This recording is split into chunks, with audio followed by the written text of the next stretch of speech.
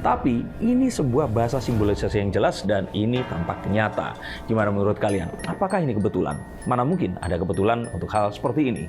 Terus kemudian jalan, tidak ada yang lainnya. Kenapa kok harus terpisah cuma 3 orang?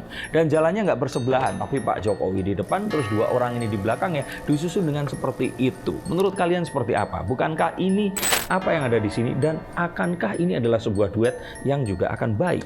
Maka kalau menurut saya, Pak Jokowi seakan-akan menunjukkan bahwa dia pun adalah seorang kingmaker. Dia pun bisa memplot sebuah skenario. Dia pun bisa untuk memiliki sebuah... Nah, menurut kalian apakah ini adalah sebuah pengkhianatan terhadap PDIP? Ataukah memang ini adalah sebuah keniscayaan yang cepat atau lambat pasti akan terjadi?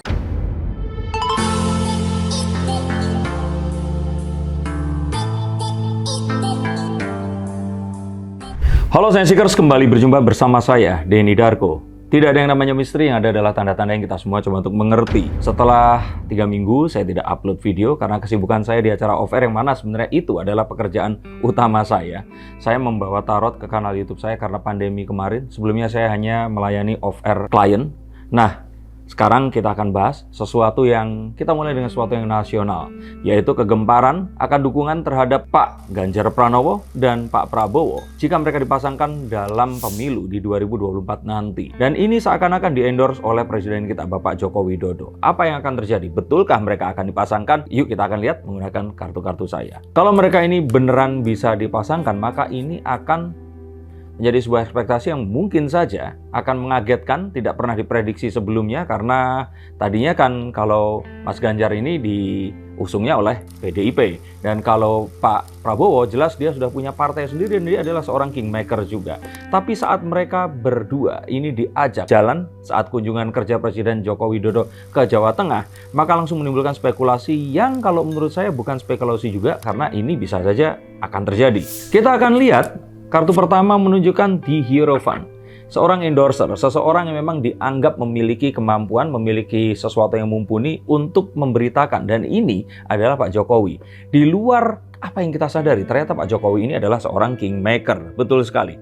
Karena waktunya sudah tidak mungkin berulang lagi, 3 periode juga sudah beliau katakan tidak akan mungkin terjadi. Maka satu-satunya cara untuk bisa melanjutkan apa yang sudah beliau mulai adalah dengan, kalau kita bilang mendukung, satu pasangan yang memang sudah pasti akan bisa meneruskan apa yang dilakukan oleh Pak Jokowi dulu. Nah, kalau Ganjar Pranowo sebagai seorang kader PDIP, maka kita akan tahu bahwa dia harus tunduk kepada semua keputusan partai. Dan jika ternyata keputusan partai ini tidak semuanya akan melanjutkan apa yang kemarin sudah dilakukan oleh Pak Jokowi, tentu saja ini pun harus dipatuhi. Tetapi begitu juga dengan Pak Prabowo yang dia pasti memiliki kepentingan sendiri dengan gerindranya, tapi saat mereka ini bersama dan terus kemudian muncul di sini, kita melihat bahwa endorsement ini jelas ada.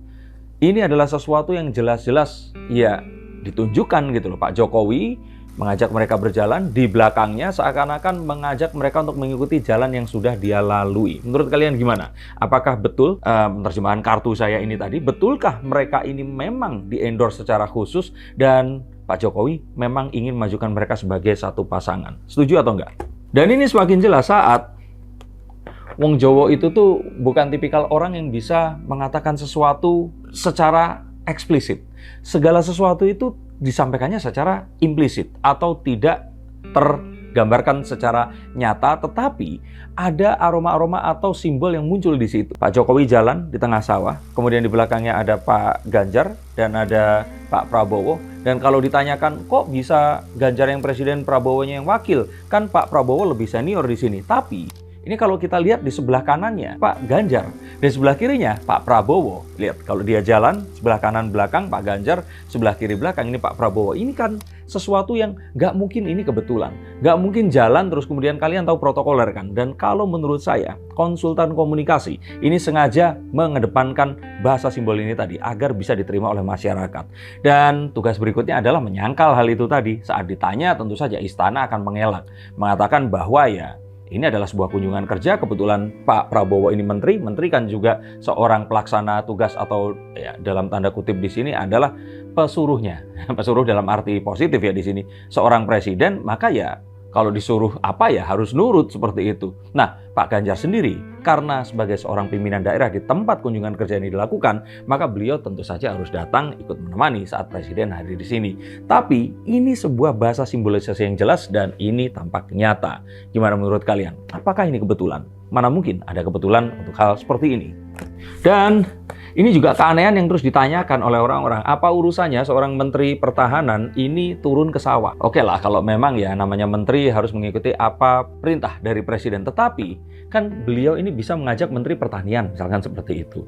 Atau mungkin misalkan ya, menteri yang lain lah yang mungkin akan bisa lebih cocok. Perindustrian pun akan mungkin lebih mendekati dibandingkan pertahanan. Diajak ke tengah sawah. Terus kemudian jalan, tidak ada yang lainnya. Kenapa kok harus terpisah cuma 3 orang? Dan jalannya nggak bersebelahan. Tapi Pak Jokowi di depan, terus 2 orang ini di belakangnya disusun dengan seperti itu. Menurut kalian seperti apa? Bukankah ini sebuah simbolisasi berlapis yang ingin ditujukan agar tidak disalah tafsirkan? Tapi saat ini terus kemudian disangkal, sebenarnya ini adalah sebuah politik untuk menunjukkan bahwa ya memang ini bukan sesuatu yang kalau dibilang di sini gamblang, tapi ya ini kan sesuatu yang gamblang ya kalau dengan kacamata politik yang lain gitu. Coba menurut kalian bantu saya untuk menerjemahkan apa yang ada di sini dan akankah ini adalah sebuah duet yang juga akan baik?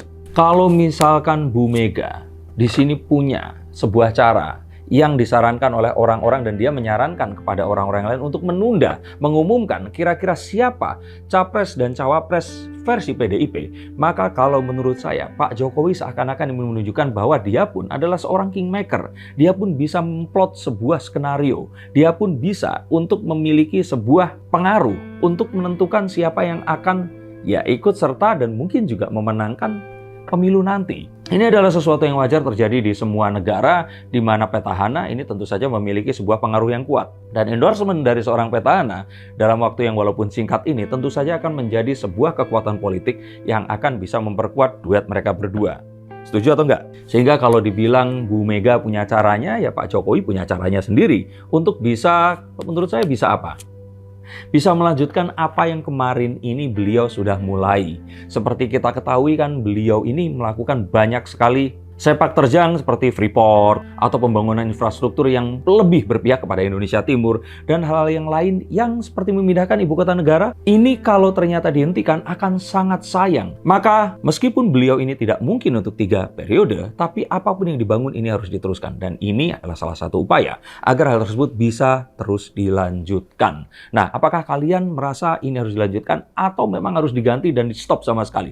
Coba tuliskan pendapat kalian di bawah sini. Dan melihat hal ini, kalau menurut saya, terus apakah mungkin mau Pak Prabowo itu mengalah dengan Mas Ganjar? Beliau ini udah 2 kali loh nyalon jadi calon presiden. Dan terus kemudian dia sudah menjadi seorang menteri. Masa harus kalah dengan seorang petugas partai yang terus kemudian menjadi wakil rakyat, terus kemudian menjadi seorang gubernur saja? Nah, ini adalah satu hal yang juga mungkin jadi pertanyaan oleh semua orang. Tetapi kita tahu Pak Prabowo adalah seorang prajurit sejati. Dan kesetiaannya bukan kepada manusia, bukan kepada kelompok, tetapi pada Negara Kesatuan Republik Indonesia. Maka dia akan melakukan apapun yang perlu dilakukan untuk menjaga dan memastikan bahwa NKRI ini terus ada, menjadi lebih baik, dan menjadi bangsa yang lebih besar daripada sebelumnya.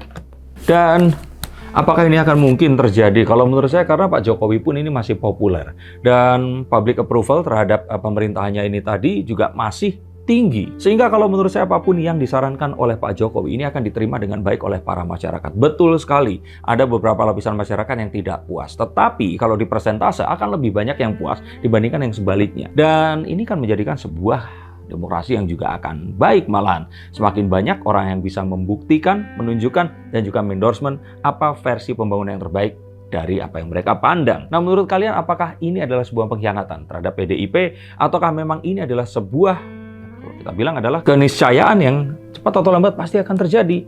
Apapun tadi, kalau saya boleh bilang di sini Pak Jokowi ini mencoba untuk mendengarkan apa yang menjadi aspirasi dari masyarakat ini tadi dan berusaha melihat jauh sekali ke depan, melampaui ya periodenya ini tadi. Kita tahu jika presiden yang sebelumnya yang mungkin kita kenal bukan siapa-siapa, terus kemudian jadi seseorang ya presiden, terus kemudian ya menjadi memiliki partai dengan keluarga yang terus kemudian bisa menjadi besar. Maka jika kita lihat jika presiden sebelumnya saat pemerintahannya ini selesai, itu akan selesai. Pak Jokowi di sini memastikan apapun yang dibangun ini tadi, itu bisa dilanjutkan siapapun presidennya.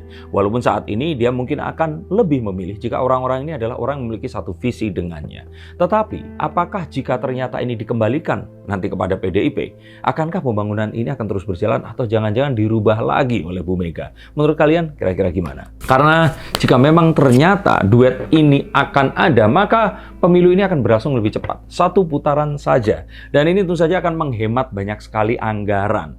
Tapi kemudian demokrasi akan mati. Tapi saya bilang sih enggak juga. Kalau ternyata memang nanti lawannya adalah, ya mungkin nanti Mas Anies akan menggandeng siapa di sini yang benar-benar menjadi antitesis dan masyarakat diberikan pilihan, maka saya pikir ini adalah sebuah fair persaingan ya, competition ya, yang akan kalau kita nanti ajak orang-orang untuk menyoblos, mereka akan diberikan pilihan yang jelas gamblang. Daripada 3, terus kemudian disaring jadi 2, menghabiskan waktu, tenaga, dan bangsa ini sepertinya lebih perlu untuk membangun dibandingkan eker-ekeran atau berselisih tentang siapa pemimpin yang selanjutnya dan program apa yang akan terjadi. Maka saya pikir ini adalah jalan yang terbaik. Meringkas yang 2 ini menjadi 1 dan terus kemudian berhadapan dengan satu yang lainnya yang jelas di sini ya berlawanan dan mencoba untuk menjadi antitesa dari pemerintahan yang sekarang. Maka meskipun Pak Jokowi di sini tidak 3 periode, saya yakin apapun yang akan dibangun kemarin ini bisa diteruskan oleh duet ini tadi. Tinggal di sini kita berharap kelegoan dari Pak Prabowo yang mungkin sudah terlihat dan mulai terlihat sejak dia menerima pinangan untuk menjadi seorang menteri.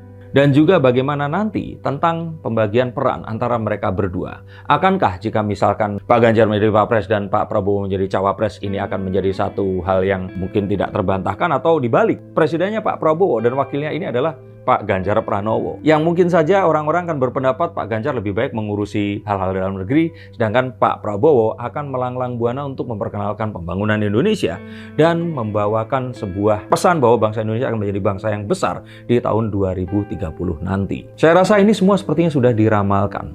Seperti nama Ganjar Pranowo. Ini N-nya diganti B, udah jadi Ganjar Prabowo.